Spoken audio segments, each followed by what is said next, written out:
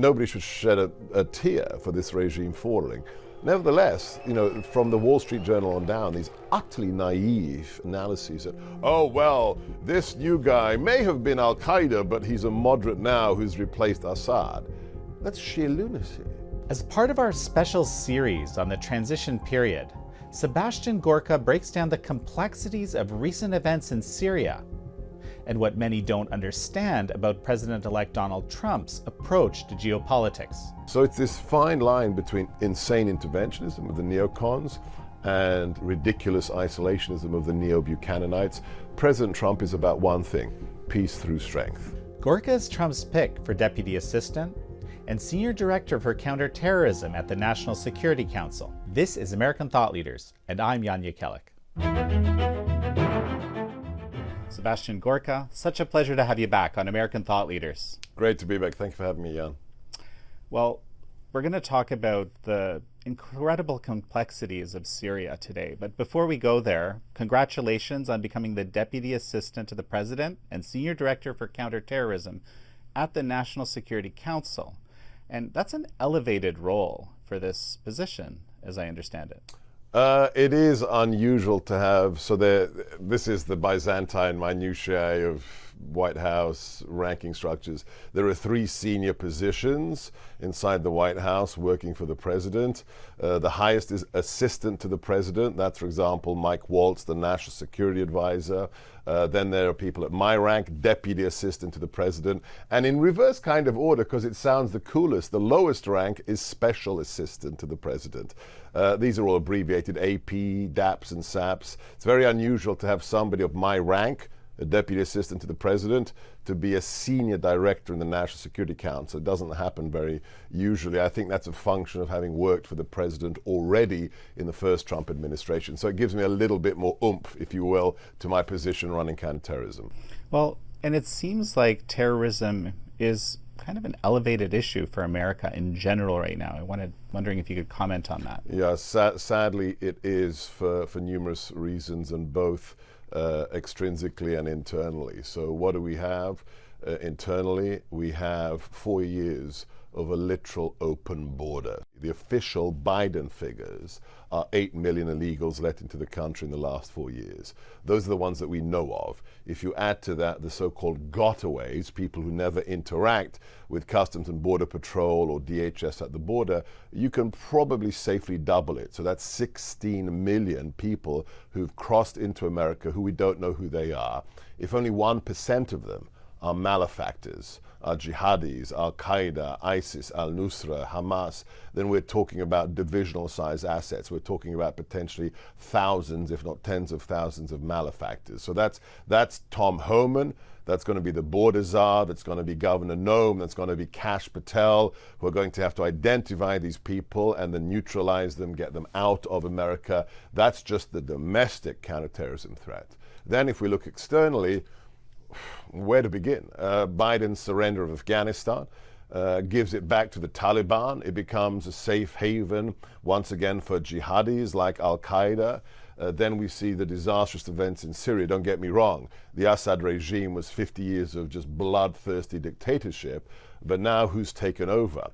Well, a guy who was part of ISIS, this person who says, oh, I like minorities now. Well, jihadis rarely become moderate, especially after they attain power. So there is much for us to do day one when it comes to the domestic terrorist threat and when it comes to the recrudescence of global jihadism.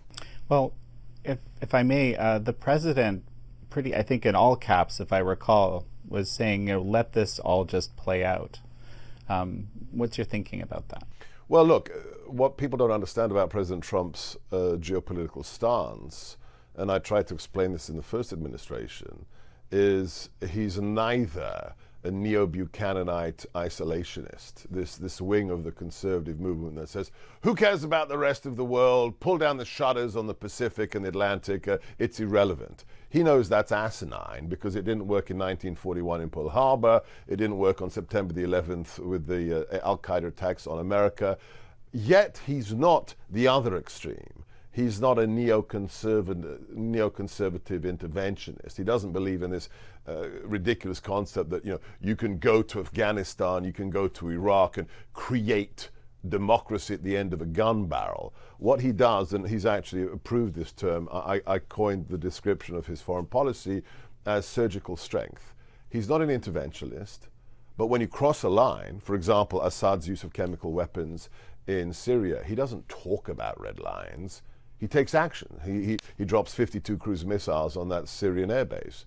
When he heard that 300 Russian mercenaries were running around the Middle East, he didn't say, don't do that, Putin.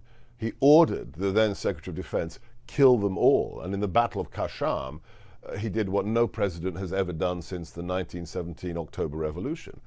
Our forces killed hundreds of Russian military personnel in 4 hours.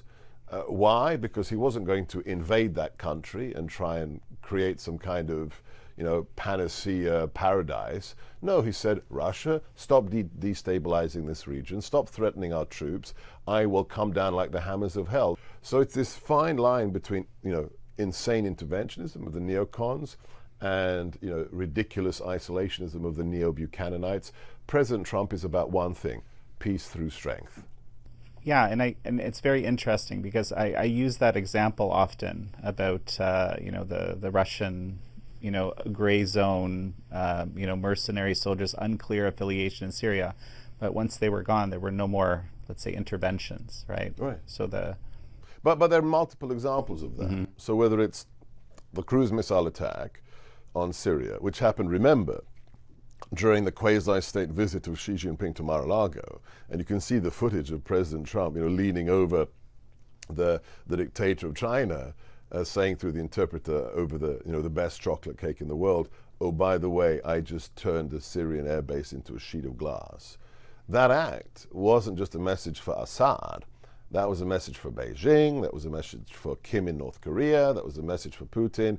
You cross the line, we're not going to talk about threats. We're just going to take action and then leave. The same thing with the Moab that we dropped on Al-Qaeda in Afghanistan, or Qasem Soleimani, the most dangerous terrorist leader in the world, the guy who ran all the proxy threat groups for Iran. What did we do? We turned it, he had to be recognized by the signet ring that was left on the severed finger after we droned his convoy and took him out when we informed the president he was about to attack upwards of 600 US servicemen in the Middle East. He just said, kill him and kill him now. And it's very interesting, where did we decide to neutralize Soleimani? On the road to the Iraqi Prime Minister's offices in Iraq, sending a message that we know what you're doing in the region, and this is a message for everyone in the region, that we will not countenance people threatening our interests, and we will take action. So it's this very precise, overwhelming use of force when necessary, but then in the meantime focusing on U.S. national security, prosperity of Americans.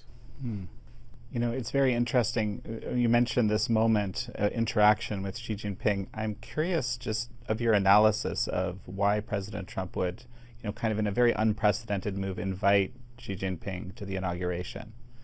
I haven't discussed this with him, but I think it's a genius move, and I had Gordon Chang on my show to discuss it last week. There's two kind of obvious interpretations. Number one, you're inviting the dictator of the world's largest communist nation to show how a peaceful transition of power looks. Hey, this is how it should be. You should have a government that represents the people. And 77 million Americans spoke, and they said they don't want Kamala Harris, they don't want a extension of Biden-Obama, they want President Trump in office. This is how it's done. This is how the will of the people is exercised. And then on top of that, it's this idea that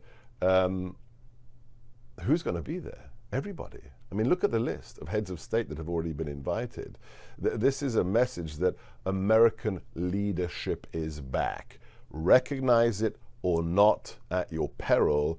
The old sheriff is back. So either way, it's a genius move. Well, let's jump to Syria.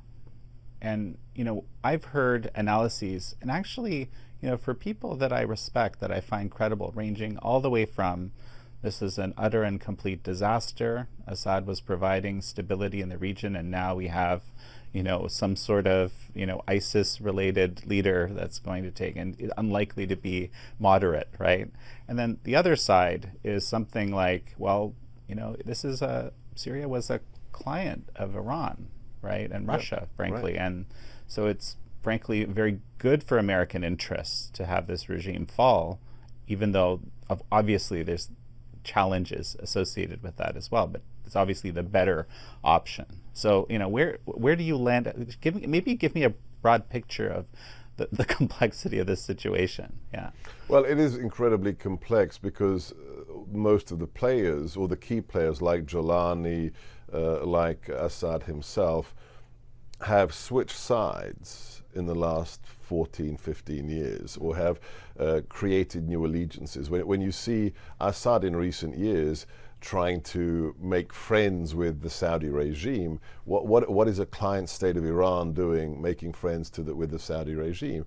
Well, because he was desperate to strengthen and shore up his own government, which was under assault from Free Syria forces. So it is beyond just, you know, one 30-minute interview to express the complexities of the situation.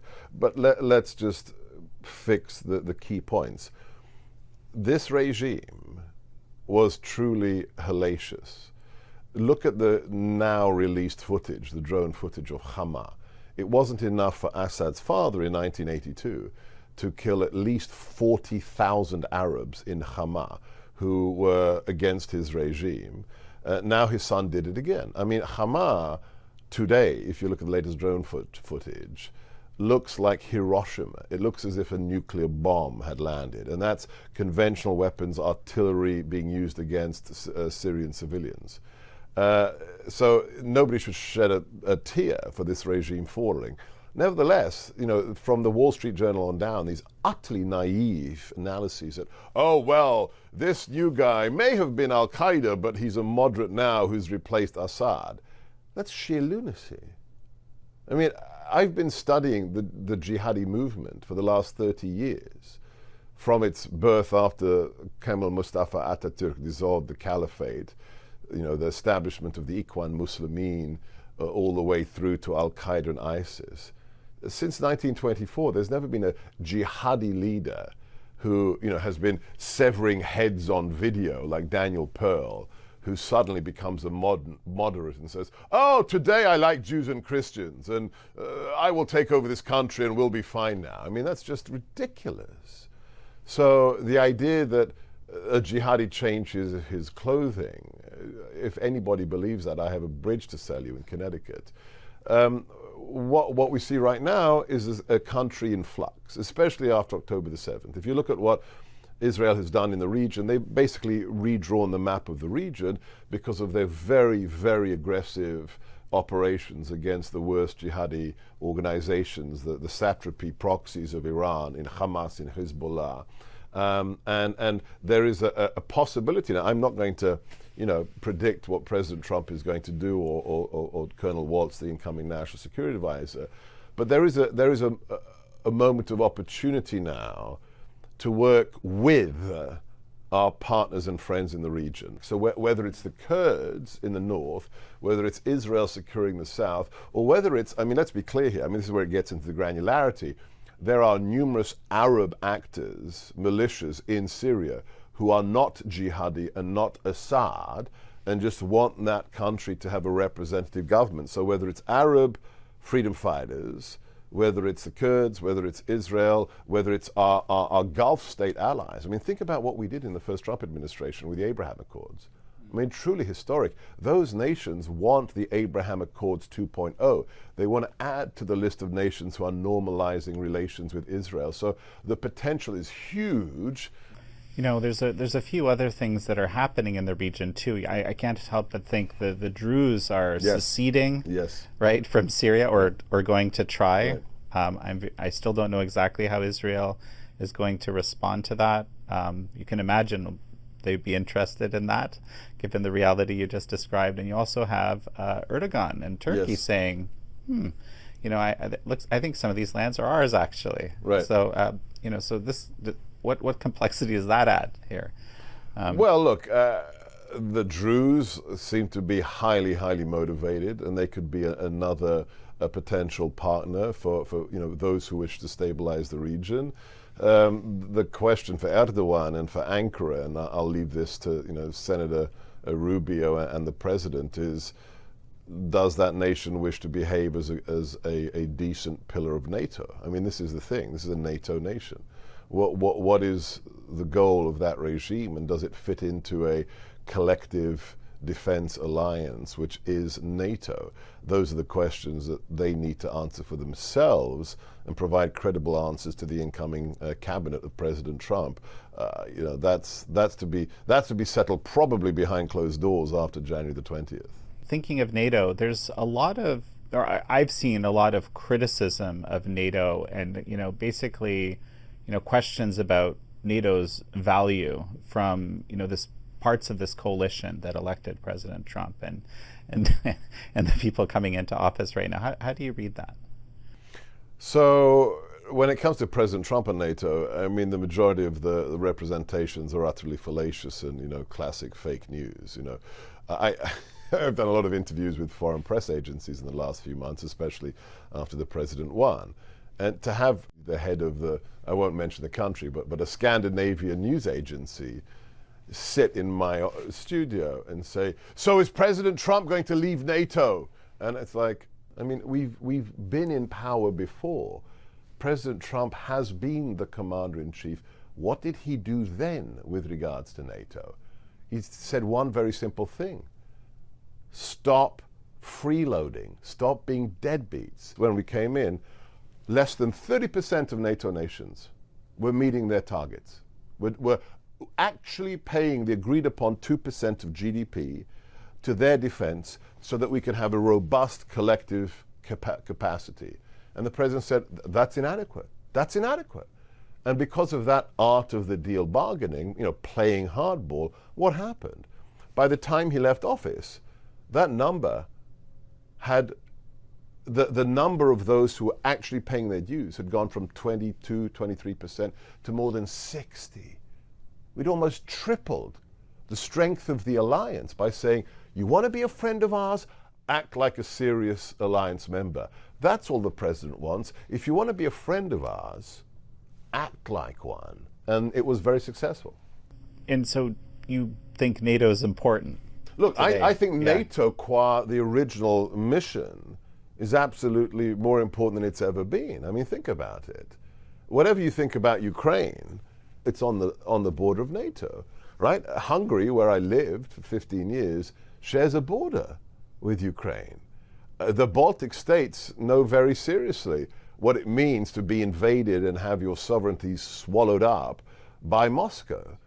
You don't have to read Spikeman or Mackinder, the great geostrategists of the 20th century, to understand that which happens on the Eurasian landmass sooner or later impacts upon the safety and the prosperity of all Americans. So the idea that there should be an organization there that plays a role in protecting the integrity of that continent, probably a good thing for America. The other question is, there's been various ideas about what to do with the Western Front, right, which is, of course, communist China. With regards to China, I mean, let me be very honest. When I arrived in the White House the first time, with my background in counterterrorism, that is what I expected to do.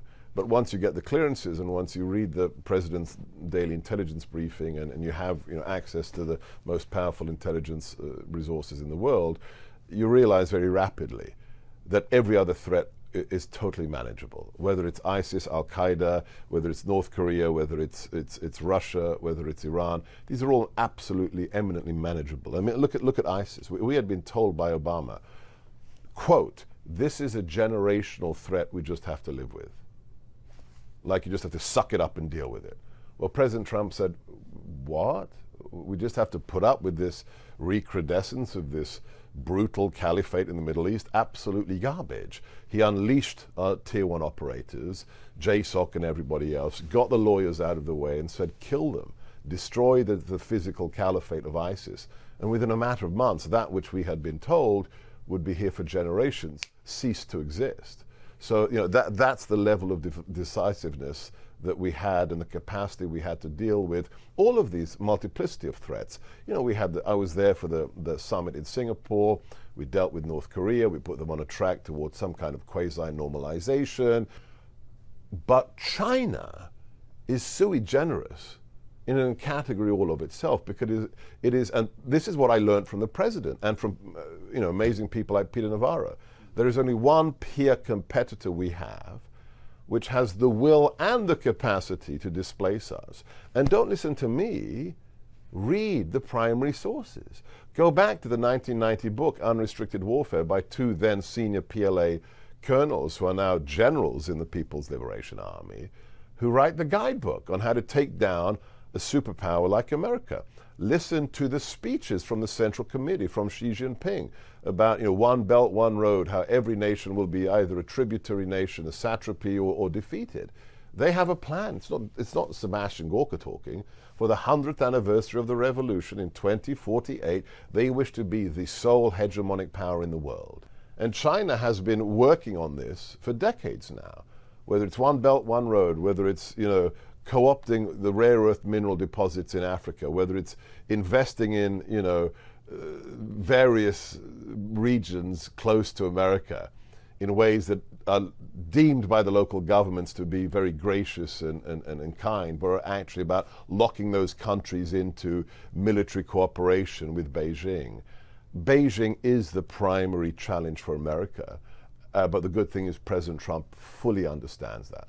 As we finish, what do you view as the key things that you need to do in your role on day one? Well, look, my job is going to be a reflection, an implementation of what the President wants, what National Security Advisor Michael Waltz wants. Very simply put, to protect the innocent and to bring justice to evildoers.